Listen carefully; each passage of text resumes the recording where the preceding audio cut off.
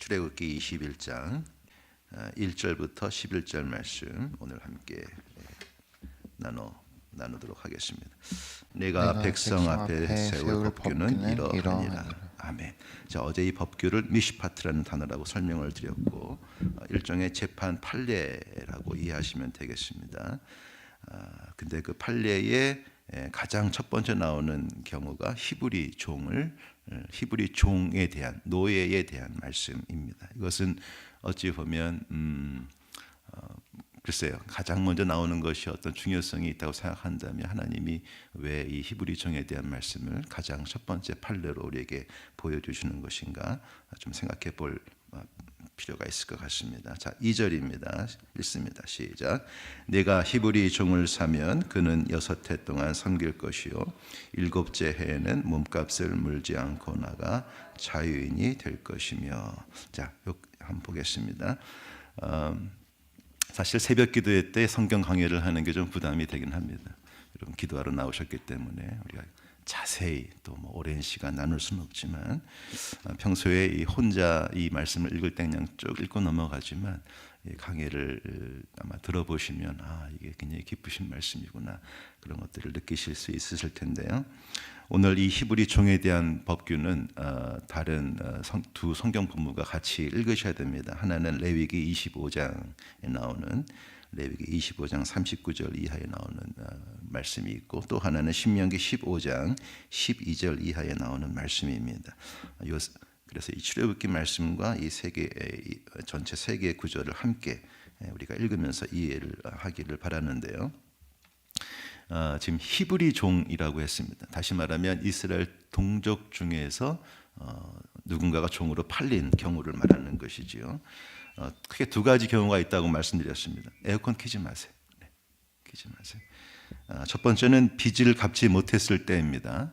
돈을 빌렸다가 빚을 갚지 못하면 내 몸이 팔려가는 것이고, 두 번째는 훔쳤다가 나중에 발각이 되고 갚아야 하는데 갚지 못할 때, 이 경제적인 능력이 없을 때는 내가 종으로 팔리고, 혹은 내가 팔리기를 원하지 않는다면 내 아들과 딸을, 참 지금 상상할 수 없는 일인데 아들과 딸을 이렇게 종으로 팔 수 있는 그러한 경우를 말하는 것입니다. 자, 그런데 우리가 여기 종이라고 나오고 히브리어의 에베드란 단어를 쓰고 있지만 섬기는 자다가 되는데, 이것이 우리가 생각하는 어떤 이렇게 옛날 어떤 스토리나 어떤 영화나 이런 데 보이는 막 학대당하고 막 착취당하고 종이 막 죽으려 하면 죽는 신용을 하고 그러한 노예를 떠올리기 쉬운데 절대 그렇지 않습니다. 히브리 같은 동족이 히브리 종이 되어서 팔려갈 경우에는 오늘날로 말하면 종이 아닌 고용된 노동자라고 이해하는 게 더 맞습니다. 그 말씀이 어디에 나오냐면 레위기 25장 40절에 나오는데 39절부터 이렇게 말합니다. 너와 함께 있는 내 형제가 가난하게 되어 내게 몸이 팔리거든 너는 그를 종으로 부르지 말고 품꾼이나 동거인과 같이 함께 있게 하여 휘년까지 너를 섬기게 해라. 이런 말씀이 나옵니다. 여기 품꾼이 hired worker, 그러니까 내가 돈을 주고 노동자를 고용한 이 품꾼이죠.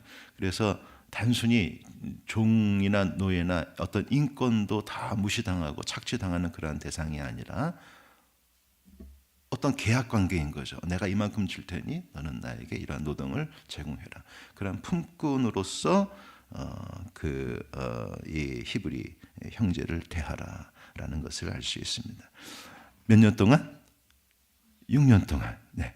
그래서 6년 동안 열심히 그 노동의 대가를 제공하게 하고 7년째가 되면 7년은 무슨 해입니까?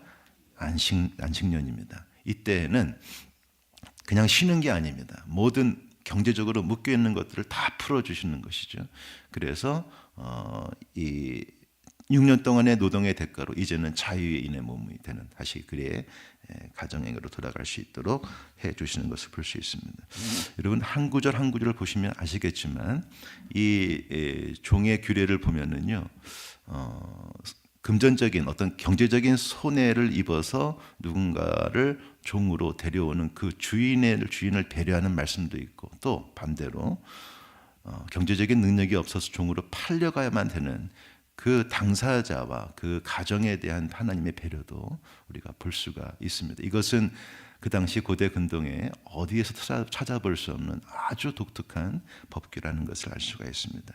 바로 하나님의 공의와 하나님의 사랑에 근거하기 때문이죠. 여기 남종으로 시작을 하고 있는데 뒤에 이제 여종에 대한 얘기가 나옵니다. 7년째는 자유인이 될 것이다. 이 말은 여종에게도 해당이 되었습니다. 남녀 상관없이. 그런데 뒤에 나오는 그 여종의 경우는 그 첩으로 팔렸을 경우라고 여러분 이해하시면 되겠습니다. 자, 39절 죄송합니다. 3절 읽어보겠습니다. 3절 3절이죠? 맞죠? 네. 3절 읽어보겠습니다. 자, 3절 시작. 만일 그가 단신으로 왔으면 단신으로 나갈 것이요 장가 들었으면 그의 아내도 그와 함께 나가려니와. 자, 히브리 형제가 이 품꾼 같은 종으로 내게 들어올 경우는 크게 세 가지 경우가 있습니다. 하나는 미혼으로 들어왔을 경우, 뭐 이때는 아무 문제 없죠. 그냥 7년째는 가면 됩니다. 두 번째는 이미 기혼자예요. 기혼자인데 이렇게 품꾼으로 팔려와야 되는 경우, 이럴 때는 혼자 오지 아니하고 아내와 자녀들이 같이 오게 하였습니다. 왜 그랬을까요? 사실 주인 입장에서는 좀 부담이 되는 결정인데 하나님은 그렇게 하는 것이죠. 그것은 그죠? 여러분 뭐 쉽게 이해하시겠지만 그 가정에 대한 배려입니다. 남편이 팔려가면 아내와 자식은 어떻게 됩니까? 그러지 말고 같이 가라. 같이 가서 비록 종이로 살지는 모르지만 그들이 먹고 사는 문제는 해결받을 수 있도록 이렇게. 그럴 경우에도 7년째가 되면 다 자유인이 되는 것입니다. 다 가족도 다 같이 나가는 것이지요. 자, 그런데 세 번째 경우는 미혼으로 들어왔다가 그 주인이 아내를 주어서 결혼을 하게 된 경우입니다.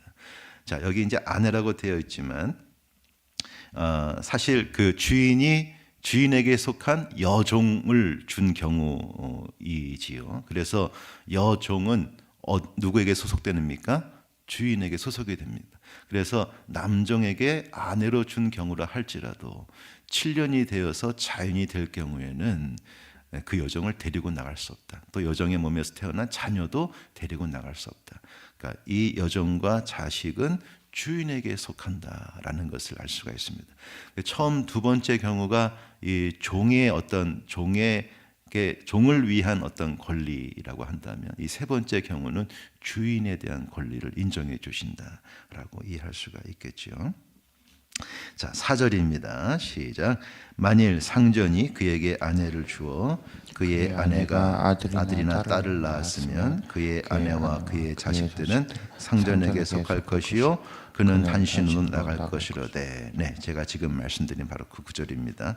자, 여러분 쉽게 상상되는 것이 있겠죠? 그거 뭐냐면 어떻게 아내를 두고 나갑니까? 그렇게 두고 나갈 사람이 누가 있겠습니까? 근데 가끔 좀 있긴 했었나 봐요. 근데 대부분은 나가지 않겠죠. 갈등하겠죠. 자, 그것이 이제 그 다음에 나오는 말씀입니다. 5절입니다. 5절과 6절 같이 읽어보겠습니다. 시작. 만일 종이 분명히 말하기를 내가 상전과 처자를 사랑하니 나가서 자유인이 되지 않겠노라 하면 상전이 그를 데리고 재판장에게로 갈 것이요 또 그를 문이나 문설주 앞으로 데리고 가서 그곳에다가 송곳으로 그의 귀를 뚫을 것이라. 그는 종신토록 그 상전을 섬기리라. 자, 처자를 당연히 사랑하죠. 사랑하면은 거기에 남아야 할 텐데, 여기 이제 말씀을 가만히 보면 5절에 보면은 내가 상전과 내 처자를 사랑하니 이렇게 되어 있습니다. 다시 말하면 종이 내 아내와 자녀만 사랑하는 것이 아니라 누구도 사랑하는 거예요? 상전도 사랑하는 거예요. 내가 주인으로 섬겼던 그 상전을 사랑하는 거예요. 그게 가능할까요, 여러분? 가능하다는 겁니다. 이것이 단순히 노예를 부리는 관계가 아니기 때문에 그렇습니다. 그의 어떤 인권을 인정해주고 그에게 정당한 대가를 대우해주면서 6년 동안 이렇게 사는 가운데 이 주인과 이 종과의 어떤 인격적인 관계가 형성이 될 수 있고 사랑의 관계가 형성이 될 수 있다는 것이죠. 야, 내가 정말 세상에서는 이렇게 정말 빚지고 오갈 데가 없던 사람이었는데 나를 이렇게 받아줘, 거두어줘서 나를 살려주고 이렇게 가정도 이렇게 해주셨구나. 그러한 큰 감격과 기쁨이 그에게 있을 경우에, 그리고 당연히 아내와 처자를 사랑할 경우에, 그래서 그 경우에는 나가지 말고 평생 그 집에서 그 사랑하는 주인과 사랑하는 가정과 함께 살 것을 말씀하시는 것입니다. 절대 평생 종부려라 그런 말씀 아닙니다. 자, 그럴 경우에 송곳을 가지고 거기 보면은 재판장에 데려가라 되어 있는데 여기 재판장이 원어에는 엘로힘 이렇게 되어 있습니다. 다시 말하면 하나님께로 데리고 가라. 그래서 하나님 앞에 데리고 가서 그 하나님의 임재 앞에서 엄숙하게 정말 거룩한 예배를 예배의 어떤 그 의식을 통해서 하나님 앞에 맹세할 것을 말씀하고 있습니다. 그래서 나는 절대 나의 자유를 이제는 주장하지 않겠습니다. 내가 사랑하는 상정과 내 가족과 함께 이 집에서 평생 살겠습니다. 그 의식을 치르게 되는 것이지요. 그 당시에 사람의 귀라는 것은 누군가의 소유를 의미했다고 합니다. 그래서 이 귀를 뚫는다는 것은 누군가에게 내가 영원히 계속된다. 그래서 여러분 옛날 영화 같은 데 보면은 노예들이 이렇게 귀에 뭘 이렇게 달고 막 하는 귀를 뚫고 하는 그런 것들을 볼 수가 있는데 이 근거가 이제 있는 것이지요. 자, 7절입니다. 우리 여정에 대한 말씀을 한번 보겠습니다. 7절 시작. 사람이 자기의 딸을 여정으로 팔았으면 그는 남종같이 나오지 못할 것이며. 지금도 저 근동 지역 혹은 아프리카 지역 이런 데를 가면 우리 옛날 한국도 그랬지만 굉장히 가부장적입니다. 그리고 이 아버지의 권위는 정말 절대적이었던 것이죠. 그래서 자녀를 이렇게 하는, 제가 월드비즈니스 근무할 때 현대 우리 인류가 근절해야 되는 그런 악습, 폐지 운동을 많이 했었는데 그 중에 하나가 바로 이 부분이었습니다. 아버지의 권위를 가지고 자식을 그냥 이렇게 종으로 팔고 이런 경우가 아직도 여러 나라에서 시행되고 있는데요. 하지만 그 고대 시대에는 이게 너무나 당연시되었던 것이죠. 또 어찌 보면 그 가정의 경제적인 위기를 벗어날 수 있는 하나의 방법일 수도 있었던 것 같습니다. 자, 그래서 사랑하는 여종을 누군가의 이렇게 종으로 하게 되는데 이 7절, 8절 이 이후에 나오는 이 말씀의 경우는 나의 딸을 그 사람의 아내로 주는 경우입니다. 아내로. 그래서 단순히 그냥 노동을 제공하는 종이 아니라 그 사람의 어떤 그 아내 혹은 뭐 첩이라고 하는 그런 우리말이 있는데 그런 비슷한 것이죠. 그렇게 이 내 딸을 주었을 경우를 의미합니다. 그럴 때는 6년이 지나도 나올 수가 없습니다. 그것은 그 주인에게 이제 완전히 속하는 것이기 때문입니다. 하지만 그렇지 않을 경우에는 7년이 되면 여종도 자유인이 되었습니다. 자, 8절입니다. 시작. 만일 상전이 그를 기뻐하지 아니하여 상관하지 아니하면 그를 속량하게 할 것이나 상전이 그 여자를 속인 것이 되었으니 외국인에게는 팔지 못할 것이요. 여기 상관하다, 히브리어로 야다 이렇게 되어 있는데 야다에는 뜻이 두 가지가 있습니다. 누구누구를 알다라는 뜻이 있고 누구누구와 성관계를 맺다라는 뜻이 있습니다. 여기는 후자의 경우가 되겠지요. 그래서 주인이 아내를 데려왔는데 데리고 나서 마음이 변심을 한 겁니다. 좋아하지 않고 기뻐하지 않고 그래서 그 부부 관계를 맺지 않습니다. 자, 그럴 경우에는 결과적으로 이 여종과 그 가정을 속인 경우가 되는 것이죠. 당연히 아내로 삼았는데 부부 관계를 맺지 않는다는, 부부로 이제 인정하지 않는다는 것이기 때문에 자, 이럴 경우에는 그를 속량하게 하라 이렇게 되어 있습니다. 속량하게 하라. 파다라는 단어인데 여러분 출애굽기 앞에서 쭉 읽어보면서 하나님이 이스라엘을 구원해내시고 구출해내시고 그 놓고 이스라엘을 속량해 내시는 그 모든 과정을 보지 않았습니까? 그때 반복해서 쓰신 단어가 바로 파다입니다. 하나님이 이스라엘 사람들을 구원해 내신 것처럼 이런 경우에 처할 때 이 여종은 얼마나 난감하게 되겠습니까? 나는 그럼 어떻게 되는 건가? 두려움에 빠져 있던 그를 구원해 주어라. 그가 구출받게 해 주어라. 이렇게 되어 있습니다. 바로 이 여종을 향한 하나님의 깊은 배려를 알 수가 있습니다. 우리 한국어 새번역 성경을요. 새번역 성경은 이렇게 번역을 하셨더라고요. 어디 있습니까? 이렇게 되어 있습니다. 주인이 아내로 삼으려고 그 여자를 샀으나 그 여자가 마음에 들지 않으면 그는 그 여자에게 몸값을 얹어서 그 여자의 아버지에게 되돌려 보내야 한다. 이렇게